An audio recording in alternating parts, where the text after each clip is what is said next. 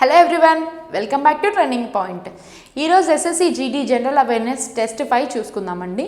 మరి first question చూసుకుంటే the increased concentration of suspended solids in water and their accumulation on bottoms where they are undesirable creates what kind of water pollution. మనకి క్వశ్చన్లో ఏం అడుగుతున్నారంటే suspended solids in water. Suspended solids in water అంటే చాలా minimal సైజులో ఉన్న solid particles, అవి కింద బాటంలో అక్యుములేట్స్ అండ్ బాటమ్స్. మనకి ఇది ఒక కంటైనర్ అనుకుంటే ఈ కంటైనర్లో మనకి ఇంత లెవెల్ ఆఫ్ వాటర్ ఉంటే ఈ లెవెల్లో బాటంలో మనకి చిన్న పార్టికల్స్ అనేవి ఉంటాయండి. చిన్న సాలిడ్ పార్టికల్స్ అనేవి ఉండడం జరుగుతుంది. ఆ చిన్న వాటర్ పార్టికల్స్ ఎలాంటి టైప్ ఆఫ్ వాటర్ పొల్యూషన్ని క్రియేట్ చేస్తాయని అడుగుతున్నారు. మరి ఎలాంటి వాటర్ పొల్యూషన్ని క్రియేట్ చేస్తాయి అంటే option number 1 saltation, option number 2 microbiological pollution, option number 3 nutrient pollution, option number 4 వచ్చి థర్మల్ పొల్యూషన్.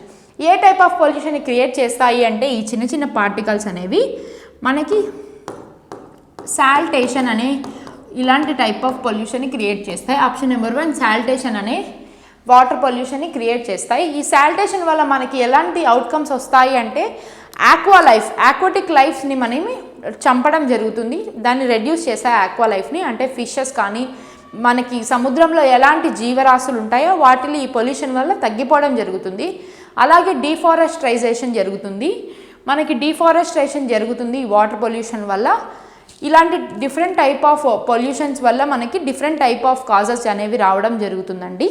ఇది మనకి ఫస్ట్ క్వశ్చన్ గురించి ఆప్షన్ నెంబర్ 1 కరెక్ట్ ఆన్సర్ అండి. Which of the following was a new agriculture practice introduced during Green Revolution? Option number 1 uses of traditional seeds, use of modern irrigation techniques, reliance on honeyman labor, and fourth option చూసుకుంటే organic farming methods. మనకి green రెవల్యూషన్లో ఎలాంటి type of modern టెక్నిక్స్ని use చేశారని అడుగుతున్నారు. మరి options చూసుకుంటే మనకి option number 2 use of modern irrigation techniques. మనకు అసలు గ్రీన్ రెవల్యూషన్ స్టార్ట్ చేసిందే మన కల్టివేషన్లో కొత్త మార్పుల్ని, అగ్రికల్చర్లో కొత్త టెక్నిక్స్ని ఇంట్రడ్యూస్ చేసి ఫుడ్ ప్రొడక్షన్ని పెంచడం కోసమే గ్రీన్ రెవల్యూషన్ అనేది స్టార్ట్ కావడం జరిగిందండి. అలా సో మనకి option number 2 modern irrigation techniques అంటే ఏంటివంటే కెమికల్ ఫర్టిలైజర్స్ ఎలా యూజ్ చేయాలి, ఎలాంటి పెస్టిసైడ్స్ యూజ్ చేయాలి, ఎలాంటి క్రాప్స్ ఎలాంటి టైమ్ ఆఫ్ పీరియడ్లో మనము కల్టివేట్ చేయాలి అని ఇలా డిఫరెంట్ మెథడ్స్ని మనకి గ్రీన్ రెవల్యూషన్ ఫార్మర్స్కి ఇంట్రడ్యూస్ చేయడం జరిగింది. సో మనకి ఆప్షన్ నెంబర్ 2 కరెక్ట్ ఆన్సర్ అండి. మనకి ఫాదర్ ఆఫ్ గ్రీన్ రెవల్యూషన్ ఈ స్పెసిఫిక్ బిట్లో మనకి ఫాదర్ ఆఫ్ గ్రీన్ రెవల్యూషన్ అనేది గుర్తుపెట్టుకోవాలండి. ఎవరు అంటే మనకి ఎంఎస్ స్వామినాథన్ గారు ఫాదర్ ఆఫ్ గ్రీన్ రెవల్యూషన్ అండి. స్వామినాథన్ ఈయన మనకి ఫాదర్ ఆఫ్ గ్రీన్ రెవల్యూషన్ అని కూడా అంటారండి ఆయనని. సో మనకి ఆప్షన్ నెంబర్ 2 కరెక్ట్ ఆన్సర్. మరి నెక్స్ట్ క్వశ్చన్ చూసుకుంటే which of the following generally form at the upper part of the river. Which of the following generally form at the upper part of the రివర్కి upper పార్ట్లో ఎలాంటిది form అవుతుంది అని అడుగుతున్నారు. మరి options చూసుకుంటే meanders, option number 2 oxbow lakes, option number 3 gorges, option number 4 flood plains. ఏవి upper part of the రివర్లో form అవుతాయి. మరి మీండర్స్ అంటే ఏంటి అంటే ఇది రివర్ ఫ్లో అనుకోండి, ఈ కర్వ్స్ని మీండర్స్ అంటారండి. ఇలాంటి నెంబర్ ఆఫ్ కర్వ్స్ని ఉంటాయంటే దీన్ని మీండర్స్ అని కూడా అంటారు. మరి ఆక్స్బో లేక్స్ అంటే ఏంటంటే previous SSC GD test number 4లో మనం ఎక్స్ప్లెయిన్ చేసుకున్నట్టు ఆక్స్బో లేక్స్ అంటే మనకి యూ షేప్ లేక్స్ అండి. యూ ఆకారంలో మనకి లేక్ అనేది ఫామ్ అయి ఉంటుంది. యూ ఆకారంలో మనకి లేక్ ఫామ్ కావడం జరుగుతుంది. దాన్ని మనం ఆక్స్బో లేక్స్ అని కూడా పిలుస్తాం. మరి ఆప్షన్ నెంబర్ 3 గార్గీస్ అంటే ఏంటి? గార్గీస్ అంటే మనకి వి షేప్ ఆకారంలో ఉంటాయండి. వి షేప్ ఆకారంలో ఉన్న రివర్, ఈ రివర్ అనేది వి షేప్లో ఫ్లో అవుతుందండి. ఇది మనకి అప్పర్ పార్ట్ ఆఫ్ ది రివర్లో ఉంటుంది. అప్పర్ పార్ట్ ఆఫ్ ది రివర్లో ఈ వి షేప్ అనేది ఉంటుందండి. ఇక్కడ మనం చూసుకుంటే గండికోట అండి, మనకి గండికోట రివర్ అనేది గ్రేట్ ఎగ్జాంపుల్ మనకి గార్గీస్లో. మనం అలాగే చూసుకుంటే ఫోర్త్ ఆప్షన్.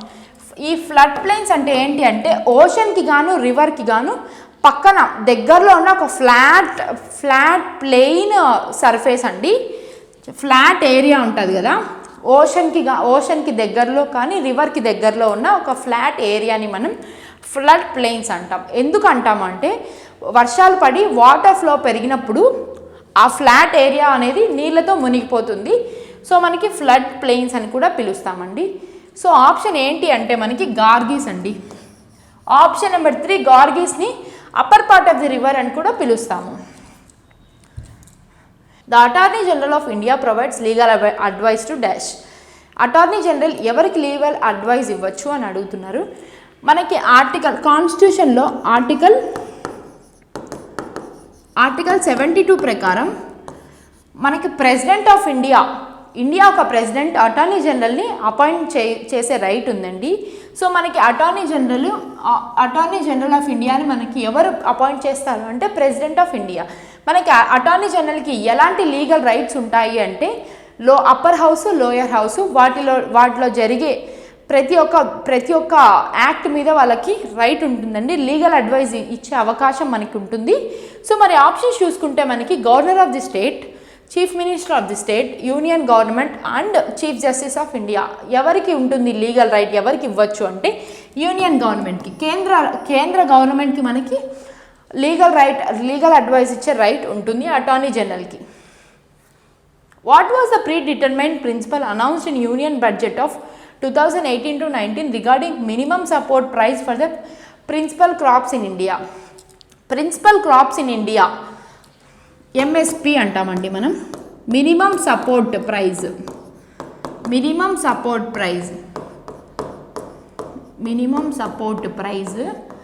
యూనియన్ బడ్జెట్ 2018-19 సంవత్సరానికి గాను యూనియన్ బడ్జెట్లో ఎంఎస్పి ఫర్ ప్రిన్సిపల్ క్రాప్ ఎంత ఇస్తున్నారు మనకి అంటే, మరి ఆప్షన్స్ చూసుకుంటే 50% లెస్ దాన్ కాస్ట్ ఆఫ్ ప్రొడక్షన్కి మనకి క్రాప్స్ వేసేదానికి అయిన ఖర్చు కన్నా 50% తక్కువ ఇవ్వడము. మరి ఆప్షన్ 2 చూసుకుంటే 1.5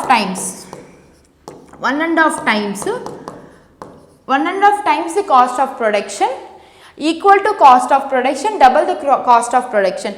మనకి ఎంఎస్పి ఎంత ఇస్తున్నారు ప్రిన్సిపల్ క్రాప్స్కి ఇండియాలో అంటే 1.5 times of the cost production కన్నా 1.5 times ఎక్కువగా ఇవ్వడం జరుగుతుందండి. సో మనకు option number 2 correct answer. In which month does Rann Utsav starts in Kutch, Gujarat? Rann Utsav అండి మనకి గుజరాత్లో ఈ రాన్ ఉత్సవ్ అనేది జరుపుకుంటారు. ఏ ఏరియాలో జరుపుకుంటారంటే రాన్ ఆఫ్ కచ్లో మనకి రాన్ ఉత్సవాలు జరుపుకుంటారండి. ఏ నెలలో జరుపుకుంటారని అడుగుతున్నారు. మరి ఆప్షన్స్ చూసుకుంటే option number 1 April, option number 2 November, option number 3 ఫిబ్రవరి, ఆప్షన్ నెంబర్ 4 మే. ఏ నెలలో జరుపుకుంటారు ఈ రాన్ ఉత్సవాలు అంటే మనకి నవంబర్లో జరుపుకుంటారండి. గుజరాత్లో ఉన్న కచ్లో రాన్ ఉత్సవాలు నవంబర్లో జరుపుకుంటారు. ఈ ఉత్సవాలు మనకి నవంబర్ నుంచి ఫెబ్ వరకు జరుగుతాయండి. ఈ ఉత్సవాలు మనకి నవంబర్ నుంచి ఫెబ్ వరకు జరుగుతాయండి. మనకు డిఫరెంట్ టైప్ ఆఫ్ ఫెస్టివల్స్ అనేవి రానా ఉత్సవ్లో జరుపుకుంటారు.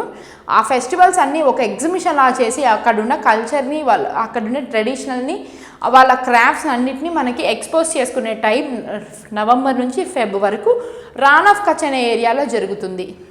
So option number 2 November correct answer అండి. The Government of India Act 1935 provided for how many list of divisions of power between federation and provision? ప్రొవిజన్కి ఫెడరేషన్కి మధ్య ఎన్ని టైప్ ఆఫ్ పవర్స్ని ఉన్నాయి అని అడుగుతున్నారు. ఎన్ని type of list of powers ఉన్నాయి అని అడుగుతున్నారు. మరి ఆప్షన్స్ చూసుకుంటే మనకి 1 list, 4 list, 2 lists and 3 list. మనకి ఎన్ని లిస్టులు ఉన్నాయి ఫెడరేషన్కి మరియు ప్రొవిజన్స్కి మధ్యలో అంటే 3 ఉన్నాయండి. 3 లిస్టులు ఉన్నాయి. అవి ఏంటివి అంటే మనకి ఫస్ట్ వచ్చేసి ఫెడరేషన్ అండి. ఆ లిస్ట్లో మనకి మొదటిది వచ్చేసి ఫెడరేషన్. మరి రెండవది చూసుకుంటే ప్రొవిజన్ అండి, ప్రొవిజన్. మరి మూడోది ఏంటి అంటే కాన్కరెంట్ అండి. మూడోది మనకి కాన్కరెంట్. ఈ 3 లిస్టులు అనేవి గవర్నమెంట్ ఆఫ్ ఇండియా ఈ యాక్ట్ని మనకి 1935లో ఇంట్రడ్యూస్ చేశారు. ఇంట్రడ్యూస్ చేసినప్పుడు 3 లిస్టులు పెట్టారు. ఆ 3 లిస్టులే ఫెడరేషను, ప్రొవిజను మరియు కాన్కరెంట్ అండి. So option number 4 correct answer అండి. నెక్స్ట్ క్వశ్చన్ చూసుకుంటే which sport does timed out rule apply? ఏ క్రీడలో మనకి టైమ్డ్ అవుట్ అనే రూల్ అనేది అప్లై అవుతుంది అని అడుగుతున్నారు. మరి ఆప్షన్స్ చూసుకుంటే first one wrestling, badminton, cricket and judo. ఏ క్రీడలో ఉంటుంది టైమ్ అవుట్ అనే రూల్ అంటే మనకి క్రికెట్లో ఉంటుందండి. క్రికెట్లో మనకి టైమ్ అవుట్ అనే రూల్ ఎప్పుడు యూజ్ అవుతుంది, ఎప్పుడు అప్లికబుల్ అవుతుంది ఈ టైమ్ అవుట్ అంటే మనకి 3 minutes టైం ఉంటుందండి. ఒక బ్యాట్స్మెన్ అవుట్ అయిన తర్వాత ఇంకొక బ్యాట్స్మెన్ ఫీల్డ్లోకి వచ్చి బ్యాటింగ్ చేయడానికి 3 minutes టైం ఉంటుంది. ఈ 3 minutes తర్వాత బ్యాట్స్మెన్ ఆ బాల్కి రెడీగా లేకుంటే అప్పుడు మనకి టైమ్ అవుట్ అనే రూల్ అనేది అప్లికబుల్ అవుతుందండి. 3 minutes టైం ఉంటుంది, గుర్తుపెట్టుకోండి 3 minutes. So option number 3 cricket అనేది కరెక్ట్ ఆన్సర్ అండి. మన నెక్స్ట్ క్వశ్చన్ చూసుకుంటే as per Sensex 2011 which of the following northern state has the highest literacy rate? Highest literacy rate north ఇండియాలో ఏ స్టేట్లో ఉంది అని అడుగుతున్నారు. మరి ఆప్షన్స్ చూసుకుంటే మనకి first option number 1 Haryana, option number 2 Uttarakhand, option number 3 Punjab and 4 Himachal Pradesh. ఏ స్టేట్లో మనకి హై లిటరసీ రేట్ ఉంది అంటే హిమాచల్ ప్రదేశ్ అండి. హిమాచల్ ప్రదేశ్లో మనకి హైయెస్ట్ లిటరసీ రేట్ ఎంత ఉందంటే 74.04% ఉందండి మనకి లిటరసీ రేటు హిమాచల్ ప్రదేశ్లో. మరి మెయిల్ ఫీమేల్ చూసుకుంటే మనకి మెయిల్స్లో వచ్చేసి మనకి 64 మరి మెయిల్స్లో చూసుకుంటే మనకి 83.04% ఉందండి మెయిల్స్కి. మరి ఫీమేల్స్ చూసుకుంటే మనకి 64.74% ఉందండి ఫీమేల్స్కి. మనకి highest literacy rate Himachal Pradesh, option number 4 అండి. ఏ గణాంకాల ప్రకారము, ఏ సంవత్సరం అంటే 2011 గణాంకాల ప్రకారం అండి. మరి నెక్స్ట్ క్వశ్చన్ చూసుకుంటే according to Vishnu Purana who was the Chandragupta Maurya's mother? చంద్రగుప్తుడి తల్లి ఎవరు అని అడుగుతున్నారు. మరి ఆప్షన్స్ చూసుకుంటే the wife of Nanda king, Mura daughter of a hunter, a Greek noble woman, Subhadrangi daughter of brahmin. ఎవరు మనకి చంద్రగుప్తుడి తల్లిగారు అంటే option number 2 Mura, a daughter of hunter. Mura అనే ఈమె మనకి చంద్రగుప్తుడి తల్లిగారండి, చంద్రగుప్తుని తల్లిగారు. ఈ మూరా అనే కీవర్డ్తోనే మనకి మయూరా అనే ఈ వర్డ్ వచ్చింది. మయూరా డైనస్టీ, మయూరా రాజ్యం అనేది ఈ మూరా అనే ఈ పేరుతో మనకి రావడం జరిగింది. మూరా అనే ఆమె చంద్రగుప్తుని తల్లి అండి. మనకి ఆప్షన్ నెంబర్ 2 కరెక్ట్ ఆన్సర్ అండి. మరి the president of India Droupadi Murmu was previously the governor of. Droupadi Murmu president అండి. ఆమె ముందు ప్రెసిడెంట్ కాకముందు ఏ స్టేట్ గవర్నర్గా ఉండింది అని అడుగుతున్నారు. మరి ఆప్షన్స్ చూసుకుంటే మనకి first one Jharkhand, option 2 Odisha, option 3 Uttar Pradesh and option 4 Assam. మనకి ఏ స్టేట్కి ఉండింది గవర్నర్గా అంటే జార్ఖండ్ అండి. జార్ఖండ్కి ఈమె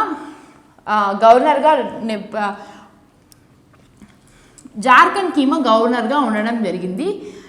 ఏ ఇయర్ నుంచి అంటే 2015 నుంచి 2021 వరకు, 2015 నుంచి 2021 వరకు ఈమె గవర్నర్ ఆఫ్ జార్ఖండ్ అండి, గవర్నర్ ఆఫ్ జార్ఖండ్. ఈమె షీఈస్ ద ఫస్ట్ ఉమెన్ అండి, షీఈస్ ద ఫస్ట్ గవర్నర్. తన ఫుల్ టర్మ్ గవర్నర్ యొక్క ఫుల్ టర్మ్లో మనకి రూల్ చేసింది ఈమె ఒక్కటే అండి జార్ఖండ్ స్టేట్కి గాను. ఈమె మనకి 9th గవర్నర్గా ఉందండి జార్ఖండ్ స్టేట్కి. 9th గవర్నర్గా ద్రౌపది ముర్ము గారు ఉండినారు. దాని తర్వాత మనకి ప్రెసిడెంట్ అవ్వడం జరిగింది. She is the first tribal president కూడా అండి ద్రౌపది ముర్ము గారు. మరి నెక్స్ట్ క్వశ్చన్ చూసుకుంటే Padmashri Mukundan Nayak was honoured with Sangeet Natak Akademi award 2017 for which of the following category? ఏ కేటగిరీ గాను ఆయనకి సంగీత నాటక అకాడమీ అవార్డు వచ్చింది? ఆప్షన్స్ చూసుకుంటే folk music, qawwali, Carnatic music and Hindustani classic music. ఏ దానికి వచ్చింది, ఏ కేటగిరీకి అంటే మనకి ఫోక్ మ్యూజిక్ అండి. ఈ ఫోక్ మ్యూజిక్లో ఏదంటే నాగాపురి అనే ఫోక్ మ్యూజిక్కి ఈయన సంగీత నాటక అకాడమీ అవార్డు వచ్చిందండి. ఫోక్ మ్యూజిక్ నాగపురి ఏ స్టేట్కి సంబంధించి అంటే జార్ఖండ్ అండి. జార్ఖండ్ స్టేట్కి సంబంధించి నాగపురి అనే ఫోక్ మ్యూజిక్ ఈయన ముకుందన్ నాయక్ గారికి నాటక అవార్డు వచ్చింది, సంగీత నాటక అకాడమీ అవార్డు వచ్చింది. ఈయనకు పద్మశ్రీ కూడా వచ్చిందండి. పద్మశ్రీ ఏ సంవత్సరంలో వచ్చిందంటే 2017లోనే ఈయనకి పద్మశ్రీ కూడా ఇవ్వడం జరిగింది. సో ఇది మనకి ముకుందన్ నాయక్ గురించి. మన నెక్స్ట్ క్వశ్చన్ చూసుకుంటే what was the first 5-year plan launched in India? ఏ ఇయర్లో మనకి ఫస్ట్ 5-year ప్లాన్ లాంచ్ కావడం జరిగింది? మరి ఆప్షన్స్ చూసుకుంటే 1951, 1956, 1950 అండ్ 1947. మనకి ఫస్ట్ 5-year ప్లాన్ ఎప్పుడు లాంచ్ చేశారు అంటే ఆప్షన్ నెంబర్ 1 1951. మనకి 1951 నుంచి 1956 వరకు ఫస్ట్ 5-year ప్లాన్ అండి. ఇది ఫస్ట్ 5-year ప్లాన్. ఈ ఫస్ట్ 5-year ప్లాన్లో మనకి ఎవరు ప్రైమ్ మినిస్టర్గా ఉండినారు అంటే మనకి జవహర్లాల్ నెహ్రూ గారు ఫస్ట్ ప్రైమ్ మినిస్టర్గా ఉండినారు. ఈయన మనకి ఎలాంటి గ్రోత్ని అచీవ్ చేయాలి అనుకున్నారు అంటే మనకి డ్యామ్స్ని అగ్రికల్చర్ని ఇంప్రూవ్ చేయాలి, డ్యామ్స్ని బిల్డ్ చేసి కన్స్ట్రక్ట్ చేసిన తర్వాత ఇరిగేషన్లో కొత్త కొత్త టెక్నిక్స్ రావాలి అని మనకి ఫస్ట్ 5-year ప్లాన్ని ప్లాన్ చేయడం జరిగిందండి. మనకి ఆ ప్లాన్లో ఎంత గ్రోత్ రేట్ అచీవ్మెంట్గా పెట్టుకున్నారు అంటే 2.6% గ్రోత్ రేట్ అచీవ్మెంట్గా పెట్టుకుంటే మనకి ఎంత గ్రోత్ వచ్చింది, ఎంత అచీవ్ చేశాము అంటే 3.8% అచీవ్ చేయడం జరిగిందండి. 2.6% పెట్టుకుంటే గ్రోత్ రేట్ 3.8% అచీవ్ చేయడం జరిగింది. సో మనకి ఈ ఫస్ట్ 5-year ప్లాన్ అనేది ఒక సక్సెస్ఫుల్ 5-year ప్లాన్గా చెప్పుకోవచ్చండి. సో ఆప్షన్ నెంబర్ 1 1951 అండి. నెక్స్ట్ క్వశ్చన్ చూస్తే what is the standard width of the field in an international hockey match? International hockey మ్యాచ్కి ఫీల్డ్ ఒక విడ్త్ ఎంత ఉండాలి అని అడుగుతున్నారు. మరి ఆప్షన్స్ చూసుకుంటే మనకి 45 meters, 55 meters, 50 meters and 60 meters. మనకి ఎంత ఉండాలి అంటే 55 meters ఉండాలి విడ్త్, 55 మీటర్లు విడ్త్ ఉండాలండి. So option number 2 correct answer. Which classic dance form originated in Kuchalapuram village of Krishna district? ఏ క్లాసిక్ డ్యాన్స్ కుచలపురం అనే డిస్టిక్ నుంచి అనే గ్రామం నుంచి మనకి వచ్చింది? ఏ క్లాసిక్ డ్యాన్స్ అంటే ఆప్షన్స్ చూసుకుంటే మనకి Kathakali, option number 2 Mohiniyattam, option number 3 Kuchipudi and option number 4 Kathak. Kuchalapuram village నుంచి వచ్చింది ఏది అంటే మనకి కూచిపూడి అండి. మనకి ఇది ఏ స్టేట్ క్లాసిక్ డ్యాన్స్ ఫామ్, ఏ రాష్ట్రానికి మనకి అధికారిక డ్యాన్స్ ఫామ్ అంటే మనకి ఏపీ అండి. ఆంధ్రప్రదేశ్కి Kuchipudi is a classic dance. మనకి కృష్ణా డిస్ట్రిక్ట్లో ఉందండి ఈ కుచలపురం అనే విలేజ్. ఇక్కడ నుంచి మనకి ఒరిజినేట్ అయింది కూచిపూడి అండి.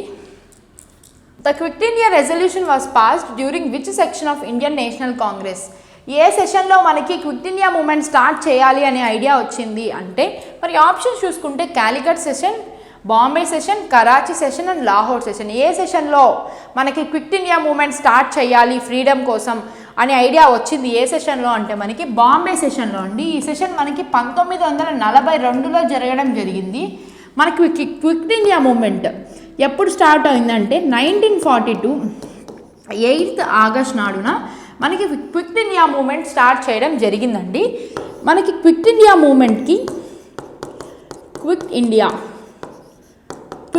మూమెంట్కి ఎవరు లీడర్గా ఉండినారు అంటే మనకి గాంధీ గారండి. Mahatma Gandhi was a leader for quit India moment. మనకి క్విట్ ఇండియా మూమెంట్లోనే మనకి డూ ఆర్ డై అనే స్లోగన్తో క్విట్ ఇండియా మూమెంట్ని స్టార్ట్ చేయడం జరిగింది. ఎప్పుడు అంటే 1942లో అండి. ఏ సెషన్లో అంటే మనకి బాంబే సెషన్లో అండి. మరి నెక్స్ట్ క్వశ్చన్ చూసుకుంటే according to the census 2011 in which state the differences in male and female literacy rates are highest? ఏ సెషన్లో మనకి మేల్స్కి లిటరసీ రేట్ చాలా ఎక్కువగా ఉంది అని అడుగుతున్నారు. మరి ఆప్షన్స్ చూసుకుంటే రాజస్థాన్, బీహార్, జార్ఖండ్ అండ్ మధ్యప్రదేశ్. మనకి ఆన్సర్ ఏది అంటే రాజస్థాన్ అండి. మనకి రాజస్థాన్లో కొంచెం తక్కువ లిటరసీ రేట్ అనేది ఉండడం జరిగింది. మనకి ఎంత రాజస్థాన్లో ఉన్న లిటరసీ రేట్ అంటే మనకి ఎంత అంటే లిటరసీ రేట్ 66.11% అండి. మనకి ఓవరాల్గా 66.11% లిటరసీ రేట్ ఉంది మనకి రాజస్థాన్లో. మరి మేల్స్ ఎంత ఉంది అంటే 72.68% మేల్స్ ఉంటే ఫీమేల్స్ వచ్చేసి 52 0.08% అండి ఫీమేల్స్కి. సో చాలా తక్కువ ఫీమేల్స్కి మేల్స్కి చాలా తక్కువ డిఫరెన్స్ ఉంది కాబట్టి మనకి Rajasthan is the correct answer అండి. మన నెక్స్ట్ క్వశ్చన్ చూస్తే which Indian state launch Har Ghar Jal scheme successfully in 2025? 2025లో హర్ ఘర్ జల్ అనే స్కీమ్ని ఏ స్టేట్ మనకి సక్సెస్ఫుల్గా కంప్లీట్ చేసింది అని అడుగుతున్నారు. మరి ఆప్షన్స్ చూసుకుంటే మహారాష్ట్ర, గుజరాత్, తమిళనాడు అండ్ రాజస్థాన్. మనకి హర్ ఘర్ జల్ అనేది 2019లో స్టార్ట్ కావడం జరిగిందండి ఈ స్కీమ్ మనకి సక్సెస్ఫుల్గా 2025లో కంప్లీట్ చేసింది ఏది అంటే మనకి ఆ స్టేట్ 2020 నుంచి 2024 వరకు సీరియస్గా ఫాలో అయింది. ఏ స్టేట్ అంటే మనకి గుజరాత్ అండి. గుజరాత్ 10th Feb 2025కి ఆ స్టేట్ హర్ ఘర్ జల్ అనే స్కీమ్ సక్సెస్ఫుల్ అయింది అని అనౌన్స్ చేశారు. సో మరి నెక్స్ట్ క్వశ్చన్ చూసుకుంటే who was appointed as a new UNESCO good will ambassador for India in 2025? Good will అంబాసిడర్గా ఎవరిని ఎంపిక చేశారు యునెస్కో వాళ్ళు అని అడుగుతున్నారు. మరి ఆప్షన్స్ చూసుకుంటే రతన్ టాటా, దీపికా పడుకోనే, సుందర్ పిచ్చై అండ్ ప్రియాంక చోప్రా. మనకి ఎవరు సెలెక్ట్ అయ్యారు అంటే ఆప్షన్ నెంబర్ 4 ప్రియాంక చోప్రా అండి. ప్రముఖ బాలీవుడ్ నటి ప్రియాంక చోప్రా మనకి good will ambassador UNESCO good will ambassador 2025గా ఎంపిక కావడం జరిగింది. ఆప్షన్ నెంబర్ 4 కరెక్ట్ ఆన్సర్ అండి. మన నెక్స్ట్ క్వశ్చన్ చూసుకుంటే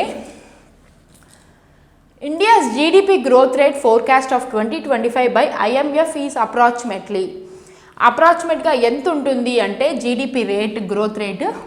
ఆప్షన్ నెంబర్ 2 6.1% అండి. మనకి 6.1% జీడిపి గ్రోత్ రేట్ అనేది ఉంది అండి. ఇది ఇవాల్టి SSC GD test number 5 MCQs. ఏమైనా డౌట్స్ ఉంటే కమెంట్స్లో తెలపండి, రిప్లై ఇవ్వడానికి ట్రై చేస్తాం. Thank you and have a nice day.